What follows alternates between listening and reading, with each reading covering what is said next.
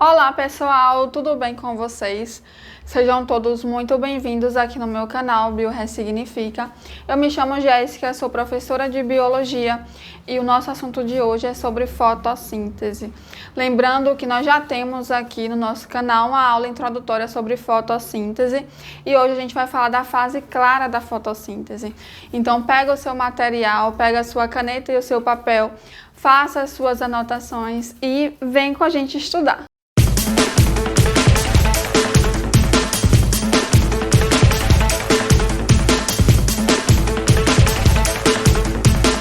Então, pessoal, a fase clara da fotossíntese, ou também chamada de fotoquímica, é onde vai haver a conversão da energia luminosa em energia química.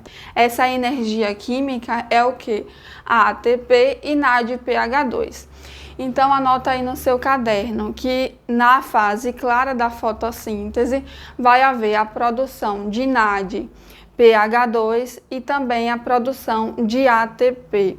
Devido à produção de ATP, essa fase clara ou fotoquímica, ela também é chamada de fase fotofosforilativa, tá? Fóton, porque a fase clara ela é diretamente dependente de energia luminosa, e fosforilativa, porque ocorre a adição de grupos fosfatos ao ADP para formar o quê? O ATP.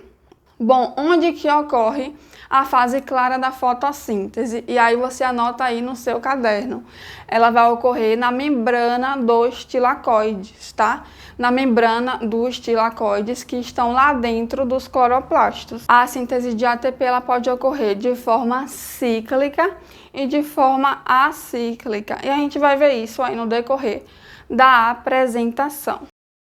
Bom, pessoal, eu achei melhor trazer essa imagem aqui para vocês em uma tela única, que fica mais fácil de visualizar. Então, a gente vai falar da fase clara da fotossíntese.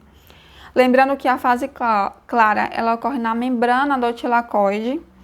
Então, eu fiz aqui um recorte do tilacoide para vocês, que é essa imagem menorzinha. E aqui nessa imagem maior, a gente tem a membrana desse tilacoide. Aqui na membrana desse tilacoide, a gente pode ver algumas estruturas, dentre elas o fotossistema 2 e o fotossistema 1. O que são esses fotossistemas? Eu explico sobre eles na aula introdutória de fotossíntese, mas eles são basicamente complexos formados de clorofila e também de pigmentos acessórios, que são os carotenoides. Esses pigmentos, eles são responsáveis pela absorção da energia luminosa e conversão dessa energia luminosa em energia química, ou seja, em ATP e NADPH2. Além desses fotossistemas, a gente vai ter algumas proteínas, tá? Dentre elas, a gente tem a plastoquinona, o citocromo, plastocianina. A plastocianina ela vai ligar o fotossistema 2 ao fotossistema 1. A gente tem a ferredoxina, uma outra proteína, e a gente tem a ferredoxina NADP redutase. Além disso, a gente tem essa proteína aqui grandona, que é a ATP sintetase. Então, vamos ver como ocorre o processo de transferência de elétrons. A gente vai ter a incidência de energia luminosa sobre esses tilacoides. Então, o fotossistema 2 e o fotossistema 1, eles vão ser excitados e eles são fotoexcitados de forma independente. Mas vamos começar a fotoexcitação pelo fotossistema 2. Então, ocorreu a incidência de energia luminosa, os elétrons da clorofila P680, eles vão ser excitados, tá? E à medida que eles são excitados, ocorre a transferência de elétrons por meio dessas proteínas. Então, a clorofila do fotossistema 2, ela vai transferir o elétron para a plastoquinona, e aí a gente tem que lembrar do processo de oxirredução. Quem doa elétron é oxidado, quem recebe elétron é reduzido.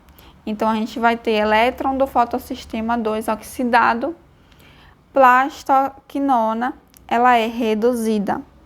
A plastoquinona reduzida, então, ao receber esse elétron, transfere o mesmo para o citocromo, que fica reduzido, e vai transferir esse elétron para a plastocianina. A plastocianina, então, reduzida, transfere o seu elétron para o fotossistema 1, então, reduzido, transfere o seu elétron para a ferredoxina, que transfere o elétron para a ferredoxina NADP redutase. Então, o que a gente observa? Que ocorre uma transferência de elétrons por meio dessa cadeia transportadora de elétrons, e o objetivo é reduzir o NADPH, tá? Então, ao reduzir o NADPH, o elétron ele vai ser transferido da ferredoxina NADP redutase, que recebe esse nome justamente porque vai transferir um elétron para o NADP, que ao receber um elétron ele vai ficar reduzido, e quando ele fica reduzido, por ele ficar mais negativo, ele vai atrair prótons H+, convertendo-se assim o NADP em NADPH2. Então, a gente vai ter a conversão do NADP em NADPH2. Ocorre também a incidência de energia luminosa no fotossistema 1, certo? E quando ocorre essa incidência de energia no fotossistema 1, os elétrons da clorofila P700 excitadas vão transferir esses elétrons também por meio dessa cadeia transportadora de elétrons. Bom, aí você deve estar se perguntando, mas Jéssica, a gente falou da síntese do primeiro produto da fase clara, que é o NADPH2. E como que ocorre a síntese do ATP?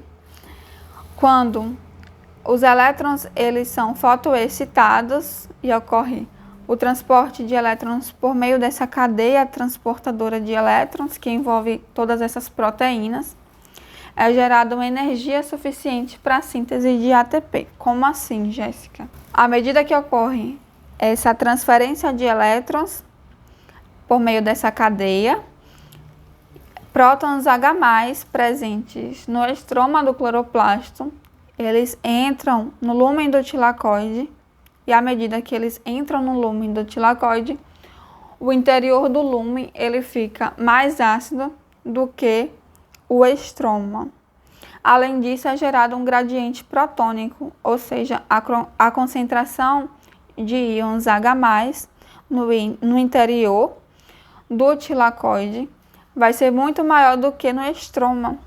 Isso faz com que ocorra um processo de difusão.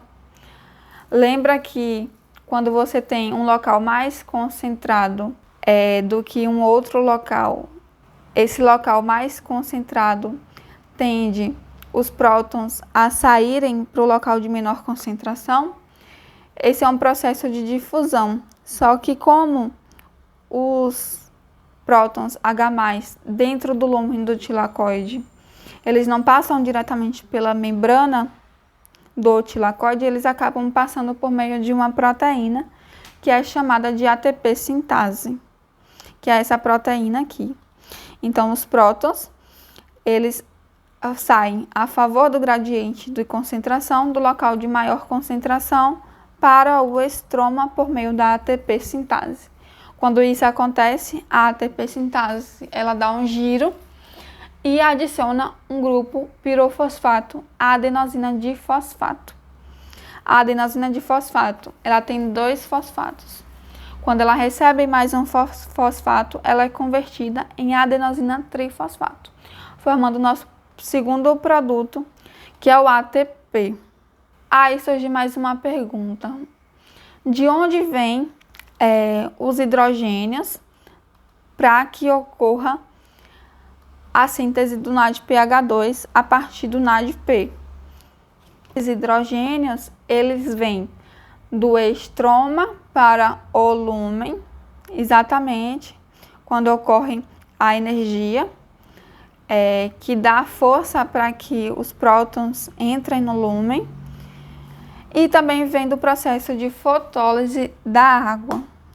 A fotólise da água é um processo que ocorre apenas no fotossistema 2 e vai haver a quebra da molécula de água, liberando prótons, no caso íons H+, elétrons e também oxigênio. Esses prótons liberados da fotólise da água, eles vão servir tanto para a síntese do NADPH2, como também para a síntese do ATP. Tá, Jéssica, e os elétrons liberados da fotólise da água, para que eles vão servir? Eles vão servir para repor os elétrons perdidos do fotossistema 2. Quando houve incidência da energia luminosa, elétrons não foram transferidos por meio dessa cadeia de transporte de elétrons, então o fotossistema 2 ele perdeu um elétron. Esse elétron que é liberado por meio da fotólise da água é utilizado para repor os elétrons que foram perdidos no fotossistema 2.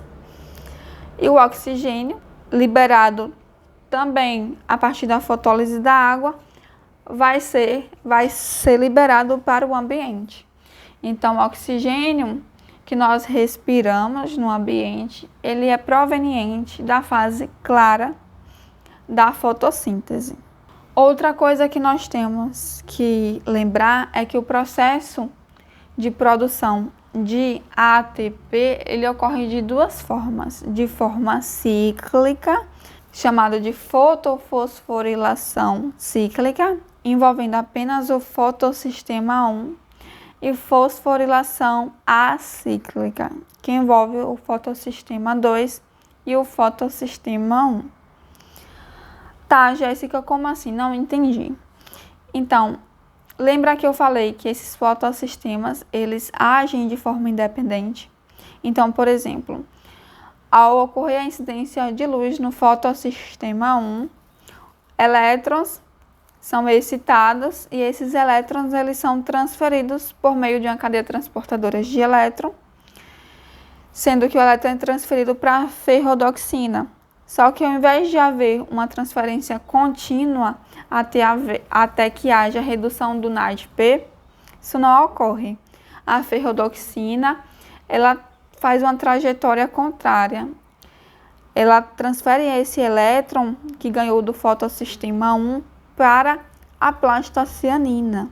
A plastocianina, então, reduzida, transfere um elétron para o citocromo e o citocromo reduzido devolve o elétron para a clorofila, que fez a transferência para a ferrodoxina. Então, a gente tem aqui um processo cíclico. A clorofila fotoexcitada do fotossistema 1, ela acaba recebendo de volta o elétron que ela transferiu. Então, por isso aqui a gente tem um fotossistema cíclico. Isso faz com que o fotossistema 1 não produza o NADPH2, porque os elétrons não são transferidos aqui nesse evento cíclico para reduzir o NADP. Já o fotossistema 2, ele é considerado acíclico porque os elétrons perdidos após a fotoexcitação são transferidos por meio da cadeia transportadora de elétrons de forma contínua, passando de uma proteína a outra até reduzir o NADP a NADPH2. Ou seja, os elétrons perdidos do fotossistema 2 não são repostos ao fotossistema 2, o que acontece no fotossistema 1. E de que forma que os elétrons são devolvidos para o fotossistema 2? Através da liberação de elétrons da fotólise da água, tá? Então, a gente tem essas duas diferenças. Então, no fotossistema 2, a gente vai ter a fotólise da água, a gente vai ter a síntese de ATP e a síntese de NADPH2. E no fotossistema 1, a gente vai ter apenas a síntese de ATP. Não vai ter a síntese de NADPH2, nem mesmo fotólise da água.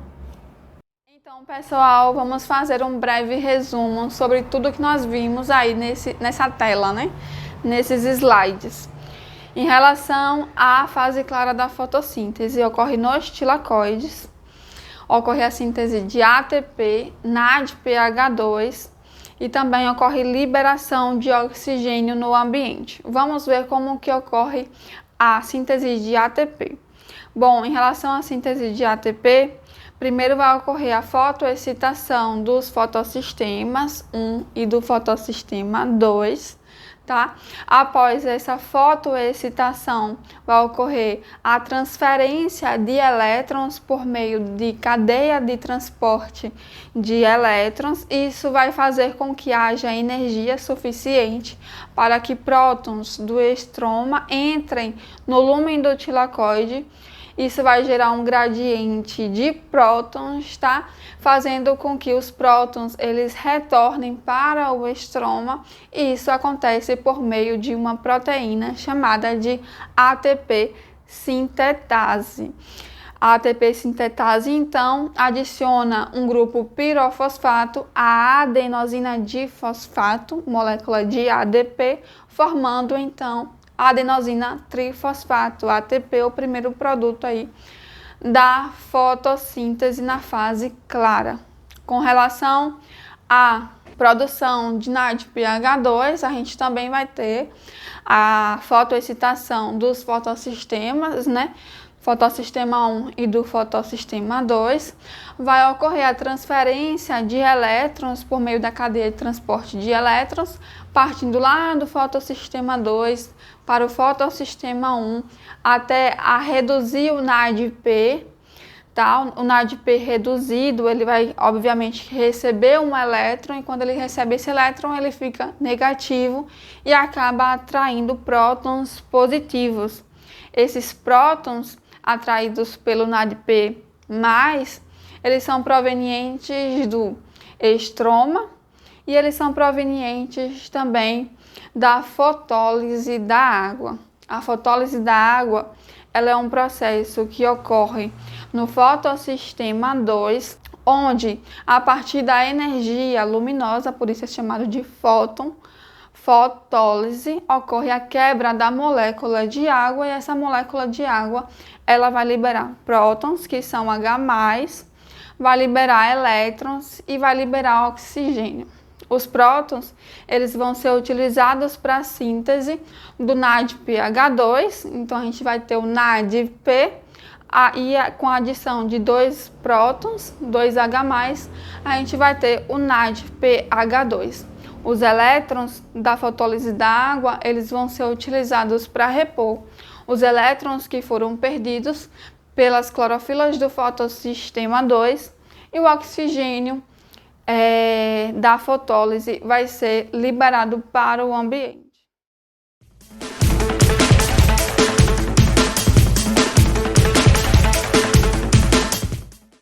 Bom, gente, esse assunto é um pouquinho complexo, então eu espero pelo menos 2 coisas de vocês. A primeira é que você já tenha lido algum material para você ter chegado aqui até essa aula. E caso você não tenha feito isso ainda, você vai fazer, certo? Depois de assistir essa aula, você vai procurar materiais complementares para você ler e complementar aí o seu entendimento, tá? Lembre-se que estudo passivo não adianta muita coisa. Não adianta você apenas assistir essa aula, você tem que procurar materiais, fazer seus próprios resumos, escrever. Falar também é bom, porque isso ajuda a gente a memorizar. E é isso. Eu espero muito que vocês tenham gostado dessa aula. Se vocês acompanharam a aula até aqui, não esquece de curtir os vídeos, né? Isso ajuda muito a gente aqui a trabalhar no YouTube. Também, se você ainda não é inscrito no nosso canal, inscreva-se. E qualquer dúvida pode deixar aí nos comentários, que assim que eu puder eu irei responder aí as dúvidas de vocês. Então, beijos e até mais. Cuidem-se. Tchau!